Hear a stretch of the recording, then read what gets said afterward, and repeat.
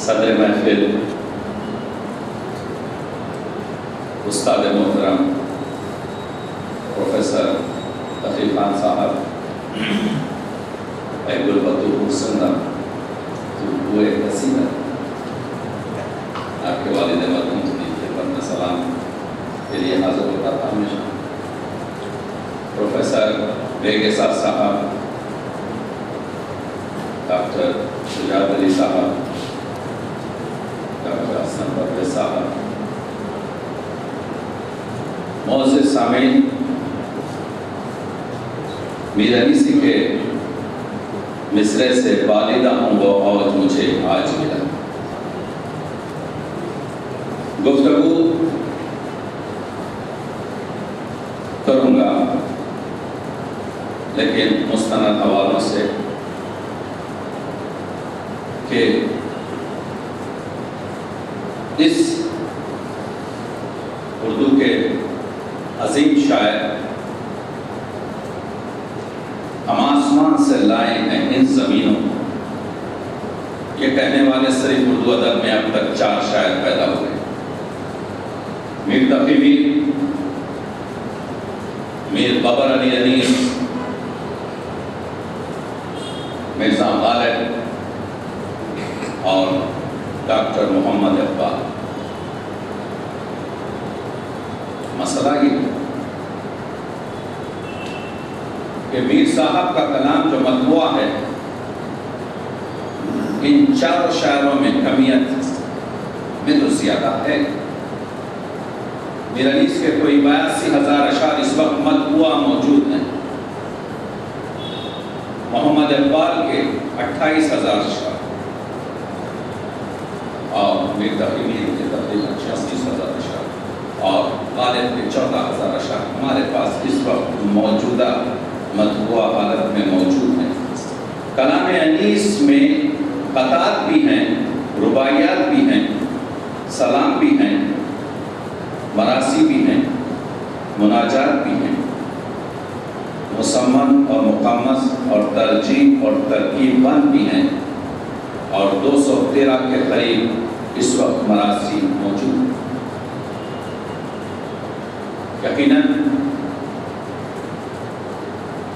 ان 4 شاعروں میں جو شاعر اردو ادب نے ابھی دریافت نہیں کیا وہ میر انیس ہے.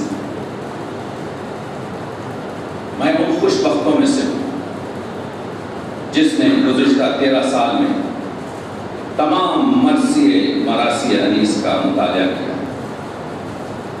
اور میں جانتا ہوں کہ مجھے کیا حاصل ہوا. آج نہ شیکسپیئر نہ اٹالی کا کوئی عظیم شاعر، دنیا کا کوئی ایسا شاعر موجود نہیں جس کے شعر اتنے مرتبہ پڑھے جاتے ہیں. ہماری تحقیق کے مطابق ہر سال میر انیس کے مرثیے کم از کم 1 یا زیادہ سے زیادہ 25,000 جگہ پڑھے جاتے ہیں ہر سال. تو جس شاعر کا کلام 25,000 مقام پر ہر سال پڑھا جا رہا ہے، اردو ادب کو اس کی ضرورت ہے، اس کو اردو ادب کی ضرورت نہیں. جب بسائی میر انیس کی دہلیز پر کرنا پڑے گا، درس میر انیس سے حاصل کرنا پڑے گا. آج اردو ٹیررسٹ زبانوں میں شامل ہو چکی ہے. میں میرے دوست ڈیوڈ میتھیوز لندن میں ہوتے ہیں، ان سے پوچھ رہا تھا کہ ڈاکٹر صاحب آج کل کیا کر رہے ہیں؟ کہا کہ میں گوروں کو اردو پڑھا رہا ہوں. کیوں کیا؟ وہ لوگ ٹرانسلیشنز پر اور دوسرے لوگوں پر اعتبار نہیں کر رہے ہیں. عربی، فارسی، انڈونیزی کے ساتھ اردو بھی ٹیررسٹوں کی زبانوں میں شامل ہو چکی ہے. تو اس وقت ضرورت اس بات کی ہے یہ بتایا جائے کہ اردو جو سب سے بڑی مسلمانوں کی زبان ہے، امن اور شانتی اور حقوق انسانی کی بشارت اور حقوق انسانی کی پاسداری کی ضمانت کی زبان. اگر اس چیز کا آپ جواب دے سکتے ہیں، دنیا تجربے چاہتی ہے، دنیا مستند حوالے چاہتی ہے، دنیا عمل دکھانا چاہتی ہے تو آپ کو صرف ایک ہی صنف پر جانا پڑے گا اور وہ صنف ہوگی مرثیہ۔ اردو ادب کی تقریباً 35% شاعری ایک ہی صنف میں ہوئی ہے جس کا نام مرثیہ ہے، اور 6500 سے زیادہ مطبوعہ مرثیے اس وقت اردو ادب کے گنجینے میں شامل ہیں۔ تو اس سے استفادہ کرنا چاہیے۔ گنگا بہہ رہی ہے، گنگا بہتی رہے گی۔ اپنی اپنی زمینوں کو زرخیز کرنا، اپنے اپنے دماغوں کو اس سے نمو دینا، یہ ہمارا کام۔ یہ تمہید اس وجہ سے باندھ رہا ہوں کہ میر انیس پر مرثیہ اردو ادب کے ادب عالیہ میں شامل، اور مرثیے میں جو مسئلہ ہوا وہ یہ کہ مرثیے کو کسی ایک فرقے کی جائیداد کہہ کر الگ کر دیا گیا، مرثیے کو کسی ایک مقام پر دفن کر دیا گیا۔ مرثیہ حسن یوسف ہے، بازار مصر میں پیش ہونا چاہیے۔ مرثیہ ادب کا ایک بہت بڑا کارنامہ ہے، اس کو پوری طریقے سے ادبیت کے مسائل سے دوچار ہونا پڑے گا۔ آپ نے دیکھا آج سے 10-12 سال پہلے میں نے میر انیس کے ایک مرثیے کا تجزیہ کیا 800 صفحات میں، اور کر یہ بتایا کہ جب خطا کی مسافت شب آفتاب میں 2600 سے زیادہ صنائع، محاورے، بدائے موجود ہیں، تو ایک نظم جس میں اتنی غنیت اور اتنی آپ کے سرمایہ کی ہو، اس کو آپ رد نہیں کر سکتے۔ تمہیں اسی لیے میر صاحب نے کہا تھا کہ کسی نے تیری طرح سے اے انیس اور اس سے سخن کو سنوارا نہیں۔ یہ بات ہم نے دیکھا کہ سوال یہ ہے کہ مرثیے کی اس دور میں ضرورت ہے، مرثیے کی حیثیت کو آج ہمیں حاصل کرنا چاہیے۔ یقیناً میں اپنے پورے موضوع پر آؤں گا۔ دیکھیے فردوسی نے شاہنامے میں کہا تھا منن ساختم رستم داستان وگرنہ یلی بود درسیستان۔ میں نے اپنے امیجنیشن سے، میں نے اپنے فرضی واقعات سے ایک وحشی کو رستم داستان بنایا۔ کچھ نہیں تھا، ورنہ وہ تو ایک وحشی تھا جو جنگلوں میں پھرتا تھا۔ لیکن میر انیس نے کہا، کیا کہا کہ میں کیا ہوں، میری طبع کیا ہے، اے شہنشاہاں حسان و فرزدق ہیں یہاں عاجز و حیران۔ یعنی میر انیس کو جن بزرگ ہستیوں کے حالات کردار کو نظم کرنا تھا، جتنا بھی آپ نظم کریں وہ کمی ہوتی ہے۔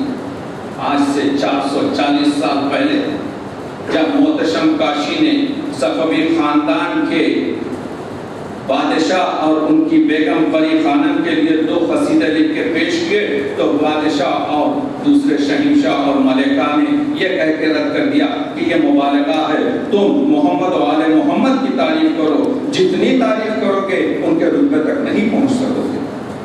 اور آپ نے دیکھا کہ مولا محتشم کاشی نے 12 بند کاشی کے نام سے دیے، جو آج تک آپ کو سب سے پاپولر، سب سے معروف، سب سے زیادہ پڑھا جانے والا مرثیہ یہی فارسی کا ہے جو 440 سال پہلے لکھا گیا۔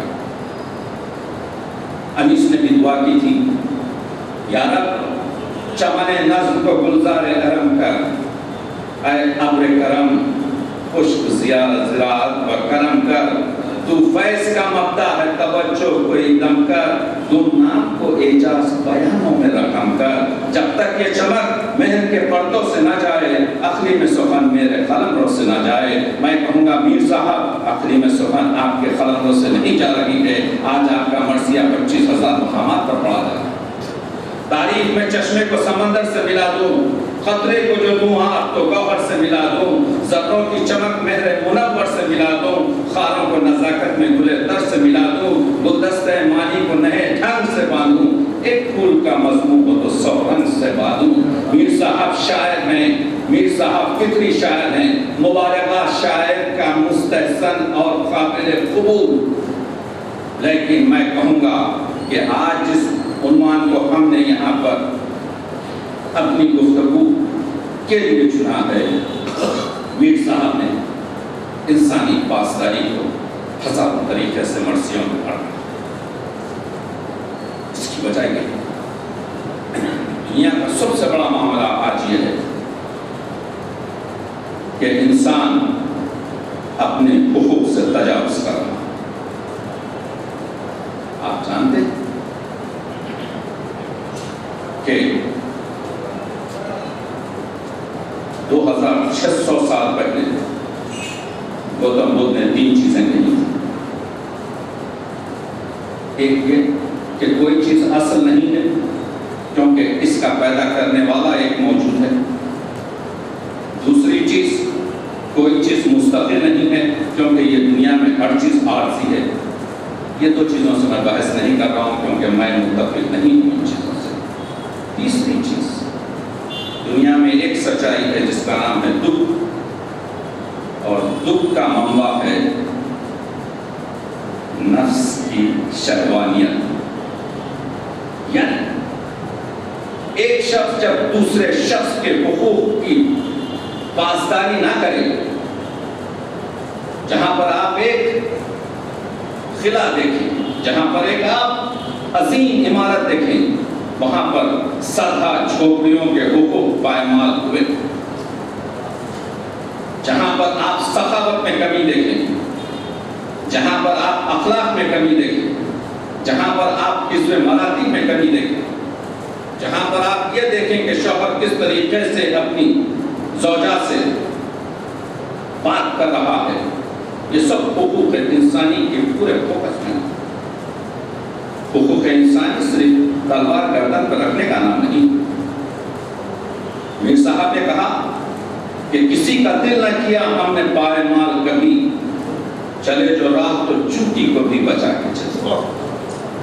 چوٹی ایک بشر معنی اختیاروں میں بیان کرتا ہے شاید، یعنی معمولی ترین ذی حیات کو بھی ہم نے اس کے احترام اور اس کے شخصیت کی کو قائل اور اس کا احترام کیا۔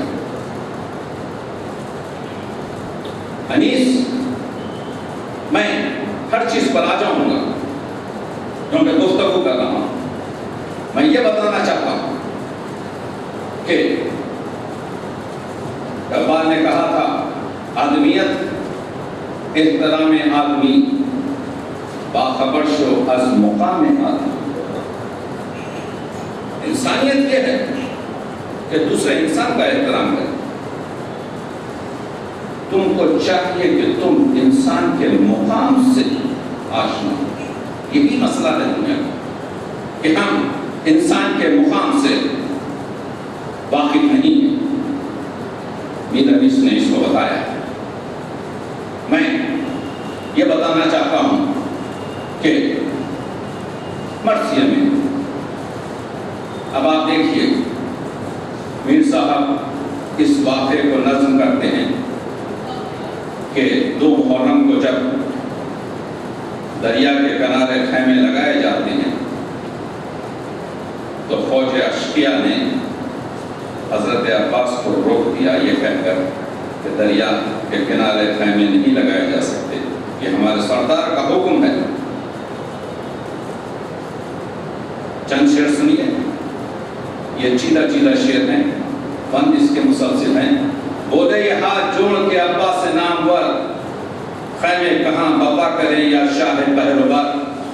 کچھ سوچ کر امام دو عالم نے یہ کہا، زینب جہاں کہیں وہیں خیمے کرو بابا۔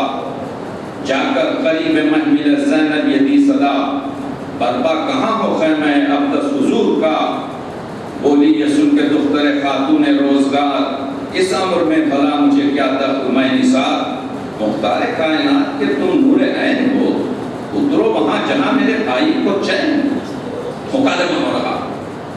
میر انیس شعر نہیں لکھ رہے ہیں. میر انیس شبلی کہتے ہیں کہ اچھا شعر وہ ہے کہ جس کی نثر نہ ہو سکے. دیکھا آپ نے دمشق نے شعر پڑھے, کیا اس کی نثر ہو سکتی؟ روزمرہ میں دستے ادب کو جوڑ کے اس شعر نے کہا, تشویش کچھ نہ کیجئے بنت مرتضیٰ. ہر چند دیکھیے جذبہ انکساری دیکھیے. حضرت عباس اپنی بڑی بہن زینب سے کہہ رہے ہیں ہر چند مصلحت میری کیا اور عقل کیا, لیکن ترائی سے کوئی بہتر نہیں ہے جا. مسلسل مرثیہ چلتا ہے. ناگا اٹھا شمال کی جانب سے قبا, رائے سیاہ و سرخ نظر آئے تین چار. اس فوج کے رئیس نے پڑھ کر کیا کلام, دریا سیاہ ہٹ کے بپا کیجئے قیام. ہم گھاٹ روکنے کے لیے آئے ہیں ادھر, اے عاشق کو داخلہ شمل کی خبر. اب غصہ دیکھیے, جلال دیکھیے, جذبات. غصے میں سنتے ہی یہ ترائی میں گونجا وہ شیر نر, تیور چڑھا کے تیغ کے قبضے پہ کی نظر. غصے میں رکھ کے دوش پہ شمشیر برخدام